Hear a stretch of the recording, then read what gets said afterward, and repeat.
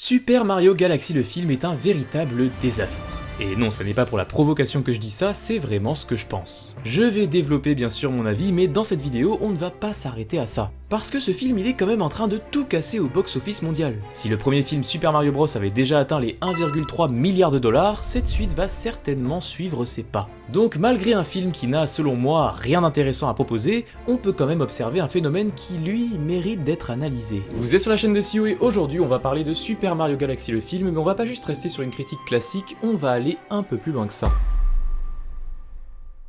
Bon, Super Mario Galaxy le film, qu'est-ce que ça raconte? Ouais, je dis raconte avec des gros guillemets parce que c'est pas vraiment le terme approprié. Le film commence sur Harmony, une princesse qui veille sur ses Lumas tranquillement avant de se faire kidnapper par Bowser Jr. Celui-ci cherche à exploiter les pouvoirs de la princesse pour alimenter son gros canon dans le but de pouvoir détruire des planètes. Harmony parvient à envoyer un de ses Lumas au royaume champignon pour les prévenir de cette menace, ce qui pousse Peach et Toad à partir à sa rescousse. Pendant ce temps-là, le royaume champignon est donc gardé par Mario et Luigi ainsi que Yoshi, un nouveau compagnon qu'ils ont recueilli à leur côté. Bien sûr, ils ne vont pas tarder à être à leur tour attaqués par Bowser Jr. qui compte bien récupérer son père. Bon, je vais développer un peu mon avis sur ce film et on va commencer par la partie la plus courte, les bons points.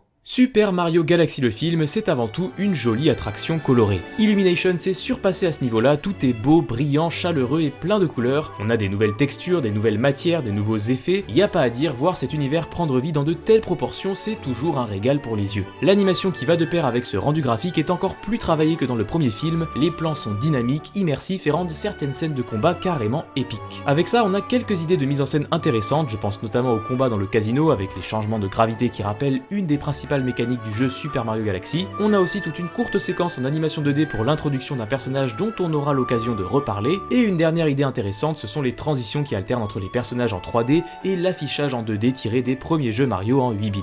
Ainsi, le film assume encore plus qu'avant son rapprochement avec les jeux vidéo. C'est peut-être un point qu'on peut d'ailleurs classer dans les qualités, la densité de références est vraiment énorme dans ce film. Les lieux, les personnages, les éléments de décor, les objets, les sons, les musiques, tout y passe. L'univers Mario est essoré jusqu'à la moelle et c'est même à se demander s'il va leur rester suffisamment de matériel inexploité pour un potentiel troisième film. Et tant qu'à être dans la galaxie, autant en profiter pour ramener plein d'autres personnages des jeux Nintendo. On a donc du Star Fox, du Rob, du Pikmin et même du Mr. Game & Watch. Dans un film qui compte beaucoup sur la nostalgie des jeux vidéo, c'est à mon sens une bonne idée d'avoir convié un maximum de personnages à la fête. Enfin, une dernière qualité qu'on peut trouver à ce film, c'est son humour. On a quelques gags bien sentis qui ont su déclencher des rires dans toute la salle, le personnage le plus marrant étant toujours Bowser qui a les interventions les plus drôles, et d'ailleurs c'est lui aussi qui pour moi a peut-être la meilleure scène du film, celle où il raconte des histoires à son fils sous la forme d'un spectacle de marionnettes. C'est amusant, c'est mignon et touchant, c'est une scène dans laquelle on peut trouver un minimum de profondeur, enfin... c'est peut-être même la seule d'ailleurs. Parce que là, je crois bien que j'ai fait le tour de tout ce qui est positif dans ce film. Mais hélas, des belles images un peu marrantes avec plein de références, ça ne suffit pas à faire un bon film. Je vais aller droit au but, en sortant de mon visionnage de Super Mario Galaxy le film, j'ai eu l'impression d'avoir assisté à du vide. Je venais de faire un tour de manège qui m'avait à peu près diverti, mais dont je savais déjà que je ne garderais aucun souvenir marquant. Et quand j'ai voulu creuser un peu ce ressenti, les limites du film me sont apparues finalement assez vite. Super Mario Galaxy le film n'a aucune histoire, aucun enjeu, ni aucun développement de personnage. Ma première impression prenait donc tout son sens, je venais d'assister à un film vide. Mon verdict peut paraître dur, mais je ne pense pas être dans l'abus. Dans le premier film Super Mario Bros, on avait déjà une histoire légère et un défilé de références qui laissait peu de place au développement de quoi que ce soit d'un peu intéressant. Mais malgré ça, on sentait une envie de faire tenir debout cet univers en ayant un semblant de trame narrative et en donnant aux personnages un certain background. Avant d'arriver au royaume champignon, tout le début du film nous montrait la vraie vie de Mario et Luigi à Brooklyn et nous permettait ainsi de nous attacher à eux. Dans cette suite, il n'y a même plus ce petit effort de fait. Le film commence directement par de l'action, puis enchaîne sur de l'action, et finalement ça va être ça tout le long. Le film nous dit littéralement de débrancher notre cerveau pour admirer le feu d'artifice et ses belles couleurs. Dans ce contexte, impossible de créer de l'attachement ou de l'enjeu envers les personnages et l'histoire. Même si on choisit de suspendre notre incrédulité jusque dans l'espace pour se dire ok je prends le peu d'histoire qu'on me donne, on va voir que même ce semblant de structure n'a rien de bien solide. Par exemple au début du film, quand Harmony se fait capturer par Bowser Jr, elle parvient à se libérer de ses menottes en utilisant ses pouvoirs. Sauf que bien sûr, vu qu'elle se trouve maintenant chez l'ennemi, elle se fait recapturer recapturé dans la foulée. La question c'est donc, pourquoi avoir attendu d'être sur la planète de Bowser Jr. pour se libérer? Elle aurait pu le faire direct. Et la seule réponse logique à cette question c'est parce que sinon il n'y a pas d'histoire. C'est ce qu'on appelle un scénario bancal. Et rendez-vous compte, on parle quand même de la toute première brique du scénario là, celle qui permet de mettre en route tout le déroulé du film. Si celle-ci est déjà négligée à ce point, ça annonce le niveau général. Suite à cette introduction, le film part donc sur le scénario classique de la princesse à sauver.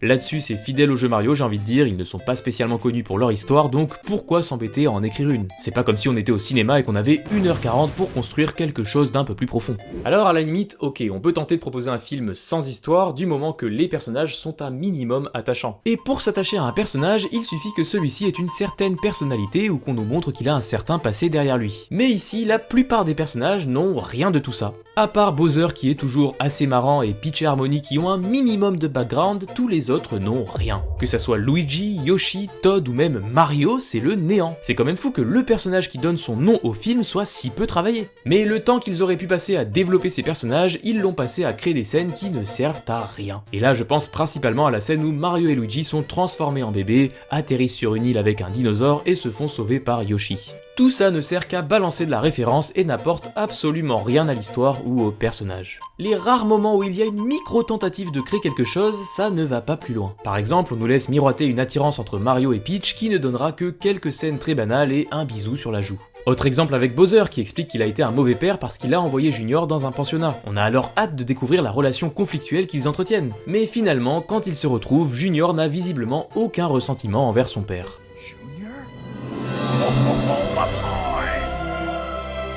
Bon, d'accord. Et tant qu'on est sur Bowser, même s'il est pour moi le personnage le plus divertissant, il n'en reste pas moins incohérent que le reste. Dans un premier temps, on nous fait croire qu'il est en train de se repentir, mais on nous fait comprendre qu'il a encore en lui une profonde haine contre Mario, puis quand il est remis à sa taille normale, il se révèle en fait vraiment gentil. Il va jusqu'à se sacrifier pour permettre à Mario et Luigi de quitter la planète de la Reine Abeille, et si on avait encore des doutes sur ce changement d'état d'esprit, on le voit plus tard essayer de dissuader son fils de faire le mal. Ah là c'est sûr, il a changé, il est gentil.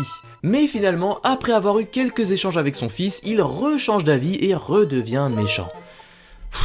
Ouais, là on sent qu'ils ont eu du mal à se décider sur ce personnage. Résultat, ce qui pourrait être un antagoniste intéressant, ambivalent, n'est finalement qu'une girouette à la personnalité mal définie. Fallait le faire quand même, en lui ajoutant pourtant un fils dans l'équation, cette suite a réussi à rendre son meilleur personnage qui était Bowser moins intéressant. On n'a donc pas d'histoire et pas de personnage, bon on peut quand même sauver que ça reste une bonne adaptation de l'univers Mario, et même pas. Super Mario Galaxy le film n'est pas une bonne adaptation du jeu Super Mario Galaxy, puisque le personnage important introduit dans ce jeu c'est Harmony, et dans le jeu Harmony elle a une histoire personnelle qui a marqué tous les fans de Super Mario Galaxy, une histoire touchante d'une petite fille qui apprend à faire le deuil de sa mère décédée. Mais le film a décidé de tirer un trait complet sur cette histoire, puisque le fameux background qu'ils ont ajouté à Harmony et à Peach c'est qu'elles sont des sœurs nées de la poussière d'étoiles. On a alors une histoire peu inspirée de forces maléfiques qui ont poussé Harmony à envoyer sa sœur loin d'elle pour la protéger quand elle était petite, une histoire qui n'a même pas vraiment de sens d'ailleurs, puisqu'au final quand on commence le film dans le temps présent, Harmony elle pète la forme sur sa petite planète, elle aurait donc très bien pu rejoindre Peach ou au moins lui donner un signe de vie. Bref, Harmony, le personnage le plus intéressant de Super Mario Galaxy, n'a pas du tout été respecté dans le film. Elle n'a d'ailleurs qu'un rôle très secondaire dans celui-ci, on la voit vite fait au début, vite fait à la fin, bref elle est quasi inexistante. Honnêtement, même Fox McCloud a reçu un meilleur traitement qu'Harmony. Ils ont plus soigné la mascotte faite pour attirer les fans de Star Fox que le personnage signature de Mario Galaxy. On en est là. Sur le reste, le film n'a comme point commun avec le jeu que quelques références, c'est donc assez gonflé de lui avoir donné ce titre. Personnellement, j'ai un peu joué à Super Mario Galaxy quand j'étais plus jeune, mais je ne suis pas un grand connaisseur du jeu, mais de savoir que même sur le point de vue adaptation, ils ne se sont pas donné plus de peine que ça joue vraiment pas en la faveur du film. Au final, tout ce qu'on nous propose là, c'est un défilé de références en pagaille, à peine structuré autour d'un maigre scénario bâclé en 2 temps 3 mouvements. Rien n'est approfondi, rien n'est vraiment réfléchi, à part ces belles images, ce long métrage n'a aucun intérêt. Et à mes yeux, ce film va jusqu'à ternir l'image de la franchise Mario, car il prouve limite que l'univers Mario à lui seul ne suffit pas à créer un film intéressant. C'est-à-dire que si on ne prend que les éléments de cet univers, qu'on n'y ajoute rien, c'est nul. Mais je vous ai dit au début de cette vidéo, on ne va pas s'arrêter à cette simple critique du film, j'ai envie qu'on aille un peu plus loin. Et pour aller plus loin, analysons le succès qu'est en train d'avoir ce film, quelles sont les vraies leçons qu'on peut tirer d'un tel phénomène ? Super Mario Galaxy le film, c'est ni plus ni moins qu'une commande paresseuse de Nintendo qui a trouvé le bouton magique à appuyer pour gagner son milliard de dollars facilement. Aucun cœur, aucune âme n'a vraiment été mis dans ce projet. On pourrait croire, comme c'est enrobé de références et de fanservice, que le film a été mûrement travaillé pour offrir aux fans de Mario le film de leurs rêves. Mais on l'a vu précédemment, tout ça n'est qu'un travail d'apparence. Super Mario Galaxy le film n'est pas vraiment une bonne adaptation. Et malheureusement, ça n'est pas non plus une nouvelle proposition innovante dans l'univers de Mario. C'est juste un produit calibré pour faire marcher la nostalgie en montrant du Mario en veux-tu en voilà avec une qualité d'animation suffisante pour que la pilule passe. On a donc un produit fini qui est certes joli, mais objectivement c'est un mauvais film. Ainsi, la première leçon qui apparaît de manière évidente, c'est qu'un film qui marche en salle n'est pas forcément un bon film. Bien sûr, c'est une leçon qu'on pouvait déjà apprendre grâce à de nombreux autres films du top box-office, mais c'est toujours bon de le rappeler. Les recettes d'un film ne reflètent presque pas sa qualité. Je dis bien presque car tous ces films, même s'ils sont objectivement pas ouf d'un point de vue créativité, scénario, tout ça, ils ont quand même certaines qualités. Le plus souvent, c'est surtout leur beauté graphique justement, les belles images, le beau spectacle. Et de là découle notre leçon numéro 2, un film qui marche, c'est avant tout une question de marketing. Et oui, ce qui va nous faire payer notre place de cinéma, ça n'est pas la qualité réelle du film. Ça, on est incapable de la connaître tant qu'on ne l'a pas vu. Non, ce qui va nous faire passer le cap de donner de l'argent à un film, c'est bien les quelques images qu'on nous aura mis devant les yeux pour nous donner envie. Et ça, les studios l'ont bien compris quand on voit qu'ils n'hésitent pas à spoiler l'une des principales surprises du film quelques jours avant sa sortie. Franchement, cet exemple en fait difficilement plus évident. C'est vraiment Nintendo qui dit « Eh, venez voir, il y a lui aussi, hein !» Bon, pour Super Mario Galaxy le film, c'est encore plus simple, on est sur l'une des plus grosses franchises du jeu vidéo, il n'y a même pas besoin de se creuser la tête à trouver des idées originales. Tant que Mario ressemble à Mario et qu'on sait qu'on va retrouver tout ce qui a fait le bonheur dans notre enfance, on va signer. Là aussi, le principe du marketing ça ne date pas d'hier, mais je trouve ça intéressant de souligner ce point, pour faire venir les gens en salle, ce qui importe ça n'est pas tant le sujet du film que la manière dont il est vendu. C'est contre-intuitif, mais finalement pour attirer la curiosité de la plupart des spectateurs, il suffit d'une promesse forte. Promesse qui en général n'est pas vraiment représentative de l'ensemble du film.